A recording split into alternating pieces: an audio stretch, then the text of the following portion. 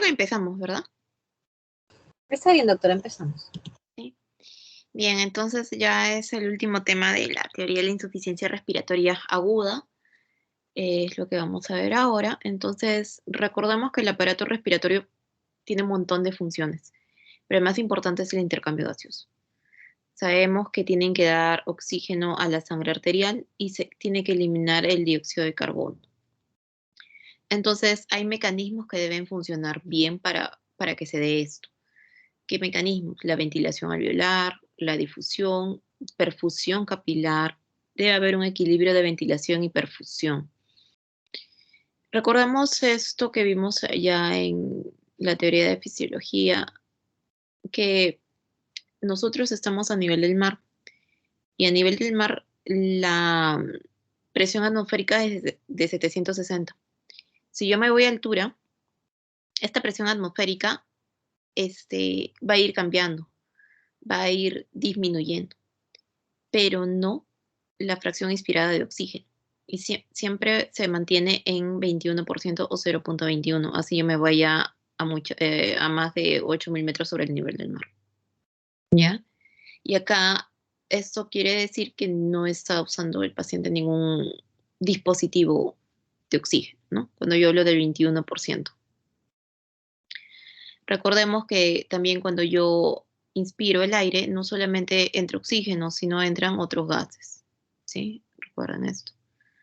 Entonces, si yo quiero saber cuánto de presión de oxígeno hay en el aire, esta es presión oxígeno, no es concentración, lo tengo que multiplicar la presión atmosférica por la concentración. Y lo que va a variar en esta multiplicación va a ser la presión atmosférica. Eso es lo que va a variar. Por ende, va a variar la presión de oxígeno. No por la concentración, sino por la diferencia de los cambios de la presión atmosférica. A más altura, menos presión atmosférica y también menos presión de oxígeno en el aire. Entonces, yo cuando inspiro aire, la presión del aire, del oxígeno en el aire ambiente, es la presión atmosférica por el 0,21%. Esto va a ir a iniciar, ingresa para iniciar el intercambio gaseoso. Y en la vía aérea superior, eso ya lo habíamos visto antes, el aire se tiene que calentar, humedecer y se genera otro vapor que es el vapor de agua. Este vapor de agua es 47 milímetros de mercurio. Entonces, acá ya aparece otra fórmula. La presión de oxígeno, pero en la vía aérea, va a darse por presión atmosférica menos la presión de vapor de agua, todo esto por la FiO2 o la fracción inspirada de oxígeno, que es 0,21, que es 21%, ¿verdad? Esto es en la vía aérea. Pero acá no hace intercambio gaseoso, ¿verdad? Tiene que irse de la vía aérea inferior, tiene que irse hasta el alveolo. Y en el alveolo, ¿qué gas va a encontrar? Bueno, va a encontrar un dióxido de carbono. Entonces, yo quiero saber cuánto de presión alveolar de oxígeno hay. Entonces, tengo que agregarle a esta formulita este dióxido de carbono. Entonces, la fórmula antes era presión atmosférica menos la presión de vapor de agua, todo esto por el FiO2. Ya hasta ahí estamos en la vía aérea superior. Pero luego le resto el dióxido de carbono que estoy encontrando ya en el alveolo. ¿Ya? Y esta fórmula de acá, que está acá, se resume en el PiO2, la presión inspirada de oxígeno. Y si yo quiero saber cuál es la presión alveolar de oxígeno, o sea, cuánto de presión ya hay en el alveolo, cuánto de presión de oxígeno hay en el alveolo, lo que tengo que hacer es esta fórmula que se resume en el PiO2 menos el dióxido de carbono. Esa es la presión alveolar de oxígeno. Recordemos un poco que esto es mi alveolo, tiene que estar bien ventilado para que pueda ingresar el aire con el oxígeno. Hay una buena presión alveolar de oxígeno, que por ejemplo es 109 milímetros de mercurio. Va a venir un capilar que ha venido de toda la vía sistémica desoxigenado, va a pasar por el alveolo y por diferencia de presiones, el oxígeno entra al capilar y sale oxígeno. Luego, recordemos esta famosa curva de disociación del oxígeno de la hemoglobina. Acordémonos de que el oxígeno se va a disociar, o sea, está emparejado con la hemoglobina, pero se va a disociar rápidamente en ciertas situaciones. Por ejemplo, en una acidosis, que aumente la temperatura, aumento el 2,3-difosfoglicerato, que haya mayor dióxido de carbono. Entonces acá se va a ceder el oxígeno rápidamente y la curva se va a desviar hacia la derecha. Eso, recuerden, siempre se da. Entonces, para hablar de insuficiencia respiratoria, primero tengo que recordar la hipoxemia, que es la disminución de presión parcial de oxígeno en la sangre arterial.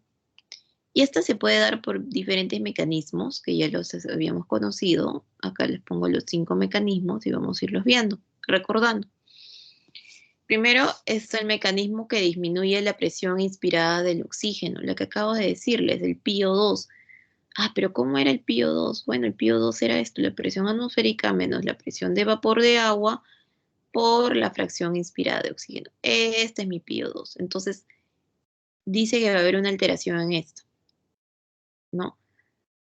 Y esto, como se va a alterar la PO2, también va a alterar la presión alveolar de oxígeno, porque si recuerdan, la presión alveolar de oxígeno era el PO2 menos el dióxido de carbono. Pero volvemos acá, al PO2. Entonces analicemos, el PO2 tiene la presión atmosférica, tiene una presión de vapor de agua que me dijeron que es de 47, que es constante, y la FiO2 es constante, el 21%, a menos que me digan que está recibiendo oxígeno extra o ha inhalado humo, no sé. Pero si no, es un 21% o 0,21. Entonces, ¿qué va a variar? La presión atmosférica. ¿Y cuándo varía la presión atmosférica? Con altura. Entonces, la presión inspirada de oxígeno va a variar por altura. Entonces, ¿qué quiere decir? Que hay una hipoxemia por altura, ¿no? Aquellos que se van escalando, si se dan cuenta cuando los alpinistas tienen estaciones en cada cierto metraje de que van escalando hacia arriba, ¿no? Y en esas estaciones hay oxígeno, porque pueden desarrollar insuficiencia respiratoria, ¿no? Ese es el primer mecanismo. ¿Qué otro mecanismo hay? La hipoventilación. ¿Y qué voy a encontrar en la hipoventilación? Bueno, aquí ya me está mencionando que va a aumentar la presión del dióxido de carbono y la presión del oxígeno va a disminuir, eh, mientras que la PO2 se mantiene constante. Entonces no va a haber problemas en la presión atmosférica, no va a haber el FiO2 problemas, ni la presión de vapor de agua. Me dicen que el problema va a ser porque va a aumentar el dióxido de carbono. ¿Y cuándo puede aumentar el dióxido de carbono y que disminuya con la presión parcial de oxígeno? Por ejemplo, un paciente que tenga fracturas de parrilla costal. No puede mover la parrilla costal, no puede mover el tórax porque le duele. Entonces no va a poder generarse bien la ventilación y no se va a poder expulsar bien el dióxido de carbono y tampoco va a entrar bien el aire, por ejemplo, en estos pacientes. ¿Qué otro mecanismo hay? La de difusión. Y para eso le dije, recuerden esta fórmula de Fick, que me dice que va a haber difusión, pero hay que cumplir ciertos criterios. Tiene que haber una diferencia de presiones para que el oxígeno vaya donde hay menor presión. Tiene que haber una superficie adecuada de intercambio y no tiene que, para atravesar los gases, la membrana alveolar no tiene que ser tan gruesa, porque si es más gruesa es menor difusión. Y la membrana alveolar que está acá es de 0,3 micras, que se puede alterar por varias razones, claro. De repente hay una alteración en el epitelio alveolar, o en el espacio intersticial, o en el endotelio capilar. Puede darse. Entonces, tengo que ver acá qué puede pasar. Por ejemplo, si va a haber una alteración de la superficie, como acá dice, ¿no? Puedes, de repente, el alveolo está lleno de líquido, o de sangre, o de pus, o no hay una buena ventilación porque hay una obstrucción, entonces empieza a colapsar el alveolo, o de repente hay una ruptura de las paredes alveolares, por ejemplo, un enfisema, ¿no? Entonces se va a alterar esta estructura y no va a haber una buena difusión.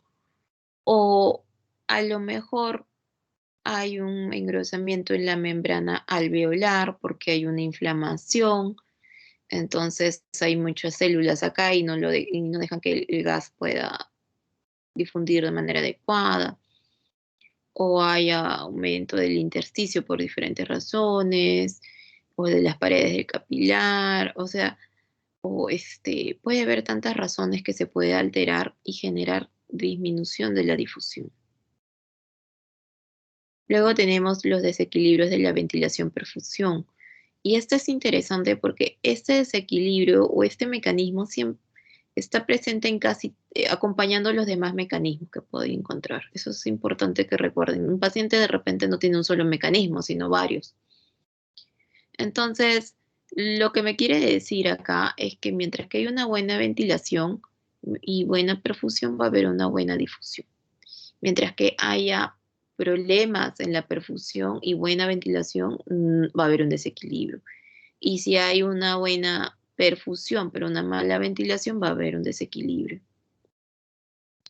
Y acá, pues, bueno, cuando hay una mala perfusión, el ejemplo más frecuente es el tromboembolismo pulmonar, ¿no?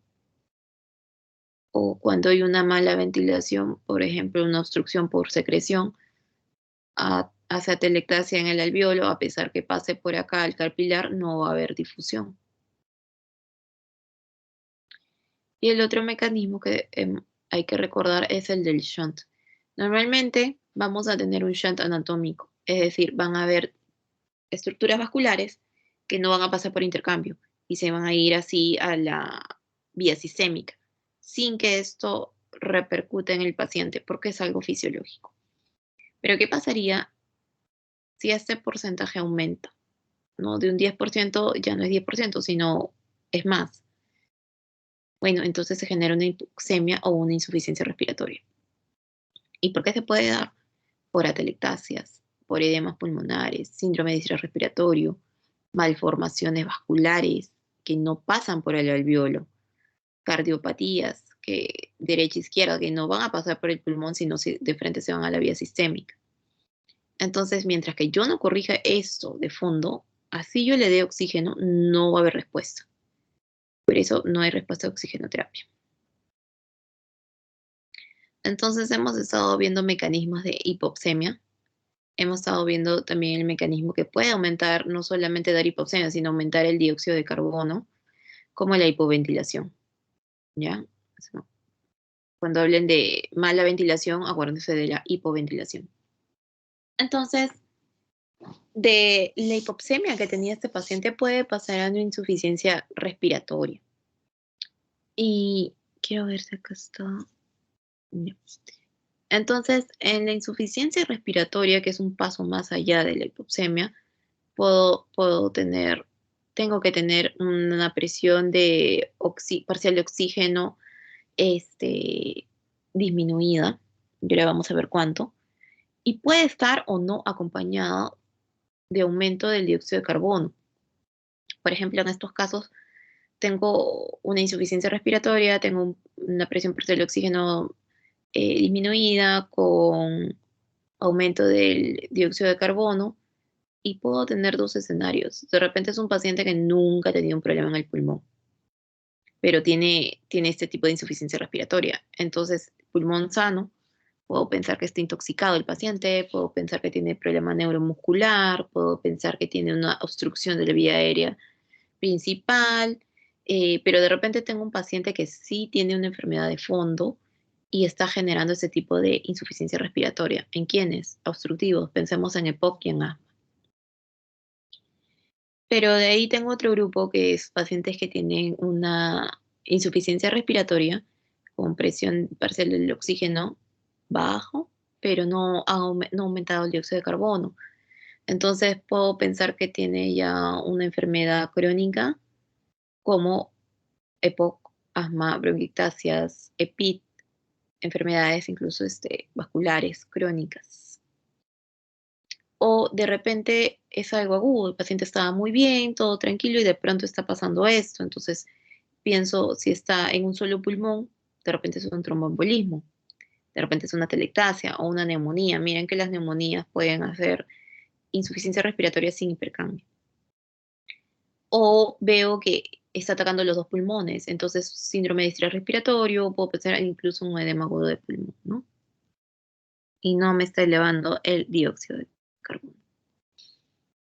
Pero, ¿en quiénes voy a sospechar que estén con insuficiencia respiratoria? Bueno, o mejor dicho, en hipopsemia primero, ¿no? Pacientes con disnea, taquimia, incoordinación toracoabdominal, cianosis, taquicardia, hipertensión arterial, agitación. Y ya voy a ver casos muy avanzados que haya bradicardia, hipotensión. En hipercamia, ¿quiénes? En aquellos que ya estén desorientados, están con flapping, taquicardia, hipotensión y bradicardia son fases avanzadas. Estos pacientes también tienen cefalea por la hipercamia, ¿no? Entonces, recordemos la gasometría.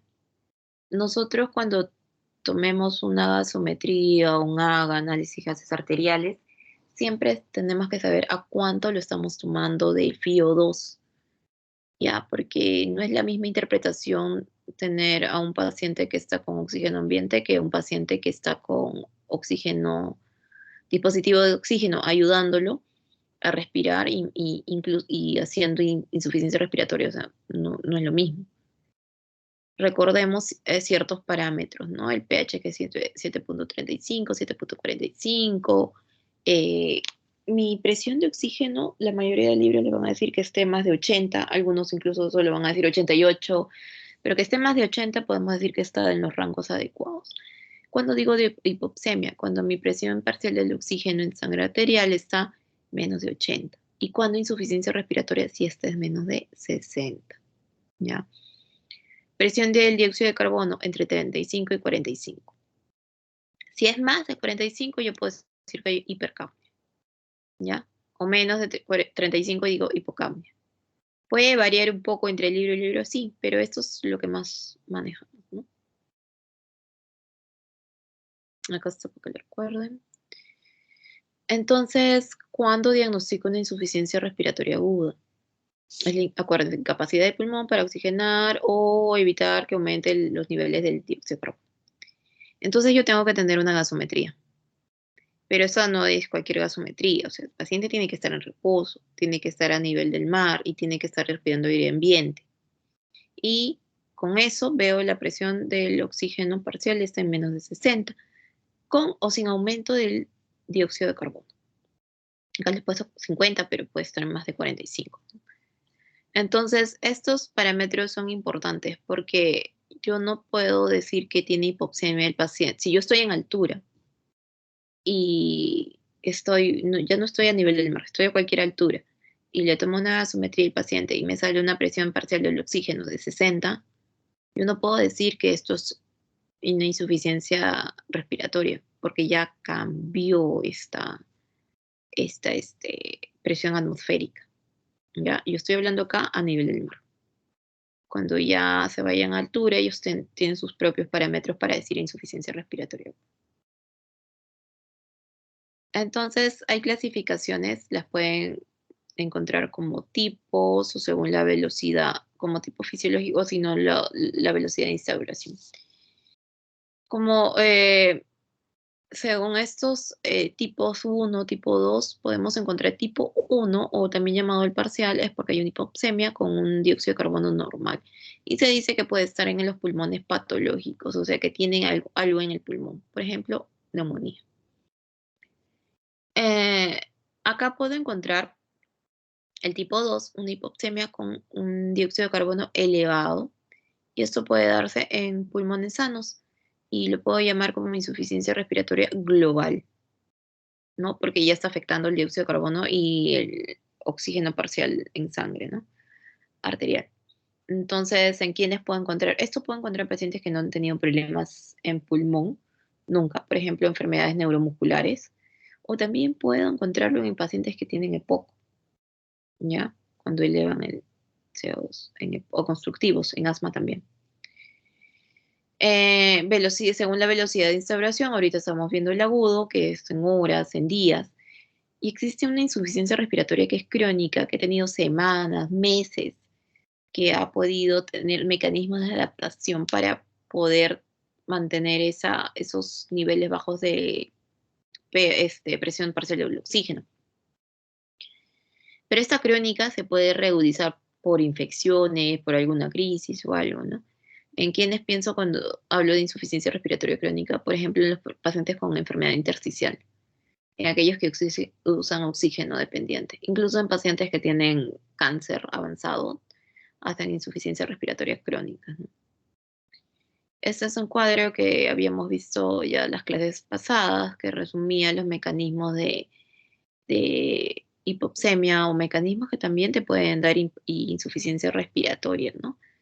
Y cómo se iban alterando los parámetros. Importante recordar que el shunt no va a mejorar con oxígeno a menos que yo resuelva la causa de fondo. ¿Cuál es el tratamiento? Insuficiencia respiratoria es igual a darle oxígeno al paciente. Tratar de mantener una saturación mayor del 90%. Cuando es una insuficiencia respiratoria tipo 1, le suelen dar mm, FIO2 elevados, ¿ya? Pero cuando es tipo 2 no es tan elevado porque estamos ante un pulmón que en sí probablemente no tenga ninguna enfermedad de fondo, por ejemplo un neuromuscular, o probablemente es un paciente con EPOC que ya está acostumbrado a tener bajos niveles de oxígeno, y si yo le doy más oxígeno, más oxígeno y más oxígeno, lo que voy a hacer es inhibir su estímulo normal, su estímulo hipoxémico normal, ¿ya? Y puedo generar vasoconstricción pulmonar y empeorar la hipercapnia, aumentarla y darle acidosis respiratoria. Importante valorar en una insuficiencia respiratoria si el paciente tiene criterios de gravedad, como disnea en reposo, ya que no puede hablar, alteración de la conciencia, taquipnia, que tenga frecuencia respiratoria de 30, cianosis, incoordinación tóraco-abdominal, porque dijimos que la incoordinación tóraco-abdominal se da cuando ya el paciente está agotado, está cansado. Inestabilidad hemodinámica. Entonces, todo esto me dice, este paciente está grave. Este paciente debe irse de la UCI. Y hay pacientes que ya tienen que tener indicaciones de intubación. Obviamente que esté en paro, que tenga, que se haya aspirado, haya vomitado gran cantidad y el paciente vomitan, por ejemplo, pacientes con problemas eh, de, de TEC, por ejemplo, que se haya caído y haya generado un traumatismo encefalocraniano, entonces a veces vomitan y estos pacientes rápidamente ese vómito se va a la vía respiratoria y empiezan con insuficiencia respiratoria. Entonces a ellos hay que intubarlos. Aquellos que tienen movilización muy frecuente de secreciones y no pueden expectorarlas, inestables hemodinámicos, signos de agotamiento, todo esto son indicaciones que el paciente ya debe ser intubado, probablemente ya para que vaya a ventilación mecánica, ¿no? Entonces, recopilando, en una insuficiencia respiratoria que está dada porque en mi gasometría tengo una presión parcial de oxígeno menos de 60 milímetros de mercurio, tengo que ver, ¿ha aumentado el CO2 o no ha aumentado? Si es que ha aumentado, en este caso, pienso, ¿el paciente tiene antecedente pulmonar o no? Si es que no lo he tenido, pensar que es algo extrapulmonar, ¿no? Enfermedades neuromusculares, problemas de la caja torácica, problemas neurológicos, una intoxicación, una obstrucción de la vía aérea superior. Pero de repente ya es un paciente que tiene un pulmón patológico. Y esto acuérdense de quién, del EPOC. El EPOC, las bronquiectasias, asma o incluso por ahí las enfermedades pulmonares intersticiales. Estos pacientes son crónicos, suelen tener insuficiencia respiratoria crónica, están acostumbrados a manejar bajos niveles de presión parcial de oxígeno en sangre y si yo le doy mucho oxígeno a estos pacientes, lo que voy a generarle es que aumente su hipercapnia aún más. A ellos lo mínimo necesario, ¿no? Si tengo otro escenario, que yo diagnostique insuficiencia respiratoria, pero no lo acompaña la hipercapnia, pienso en que de repente esto es un pulmón que está afectado, esto es un pulmón que tiene probablemente un paciente con tiene EPOC, tiene un EPI, tiene un asma. Si pienso que, o he ido viendo los exámenes auxiliares, las radiografías, por ejemplo, y veo que hay afectación de un solo lado, pensar en un TEP, eh, si veo, o una neumonía, si veo que los dos lados están afectados del pulmón, pensar en un edema agudo de pulmón, un síndrome de distrés respiratorio, incluso pueden haber neumonías bilaterales, ¿no? Entonces, importante es recordar eso en la insuficiencia respiratoria. A ver, doctores, preguntas. Doctora, en una de las primeras diapositivas usted mencionaba de la hipercapnia flapping. ¿A qué se refería con flapping? Ah, han hecho en gastroenterología, ¿se acuerdan su paciente cirrótico? Que se descompensó porque comió mucha carne o porque no defecó. ¿Se acuerdan de la encefalopatía? Que le hacen no sé si lo llegaron a ver, voy a ver si lo tengo por acá en un video, que es un temblor de las manos, ¿no? O sea, yo Ok, hago, ok. Cuando le hacen ajá, el asterixis. ya, ajá, pueden generar ellos también eso. Ah, y no lo entendí muy bien cuando usted se refirió a, me parece que el AGA tipo 2, la insuficiencia con AGA tipo 2, decía enfermedad normal, paciente, ajá, pulmón sano. Ya, esto es para que se guíen, porque, mira, ¿dónde está?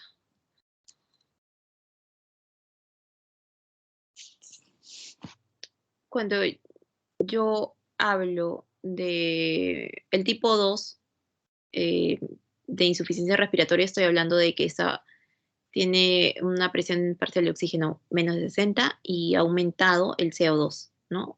Entonces, los dos están afectados. También se le llama global. Entonces, para yo guiar mis diagnósticos diferenciales en cuanto a respiratorios, ¿no? Puedo separarlo en dos grupos. Puedo tener un paciente que no tiene antecedentes de que no tiene nada y otro paciente que sí tiene algún antecedente de algo patológico en el pulmón. Entonces, en estos pacientes que no tienen antecedentes respiratorios, o sea, porque no tienen problemas en el tejido pulmonar, ¿no? O en la vía aérea, ni nada de eso, y presentan este tipo de patrón de insuficiencia respiratoria, tengo que pensar que el problema, bueno, no está ahí, sino en una intoxicación por sedantes.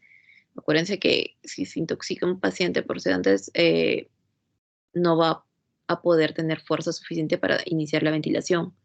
O enfermedades neuromusculares, tampoco tiene fuerza suficiente, hay distrofias, ¿no?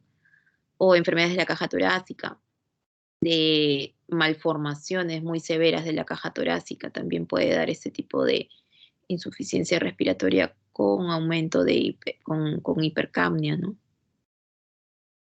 Ahí les puse pulmón sano porque recuerden que en ese tipo 2 puedo tener un paciente con pulmón sano, no solamente un patológico, ¿no? Un patológico, pensar en un EPOC o un asma, ¿no? Porque son Ya lo entendí. Sí, sí, sí. Gracias, doctor. Sí. Más preguntas, doctores.